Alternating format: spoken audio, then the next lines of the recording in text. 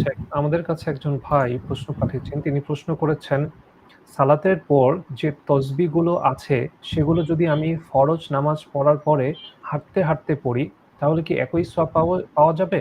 নাকি নামাজ শেষে বসেই পড়তে হবে? বসেই পড়াটা উচিত, যেহেতু মুসল্লায় বসে থাকার ফজিলত বর্ণিত হয়েছে। এ কারণে অবশ্যই উত্তম হচ্ছে যে আপনি সালাতের যেখানে সালাত পড়েছেন সেখানে, একেবারে যেখানে পড়েছেন সেখানে তো উত্তম, আপনি একটু সরে যেও বসতে পারেন, মুসল্লার মধ্যে থাকলেই হবে, এটা সর্বোত্তম। তবে যদি ব্যস্ততা থাকে তাহলে আপনি যেতে পারেন। ব্যস্ততা থাকলে আপনি হয়তো বা ধরুন আপনার সময় কম দিয়েছে, আপনার অফিসের সময় কম দিয়েছে, অথবা যে কোনো কারণে আপনি কোথাও যাবেন, তাড়া আছে, তাহলে আপনি হাঁটতে সেগুলো পাঠ করতে পারেন। ইনশাআল্লাহ আশা করা যায় যে আপনার ওজর আছে, সে কারণে আপনি সওয়াব পেয়ে যাবেন। তবে উত্তম হচ্ছে অবশ্যই মুসল্লায় বসে থেকে জিকিরগুলো করা, যেহেতু কোনো বর্ণনায় স্পষ্টভাবে মুসল্লায় অপেক্ষা করার কথা আছে এবং হাদিসে স্পষ্ট আছে যে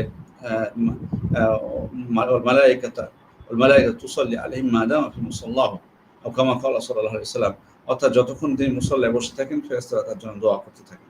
সুতরাং অবশ্যই এটা মর্যাদাপূর্ণ আমল।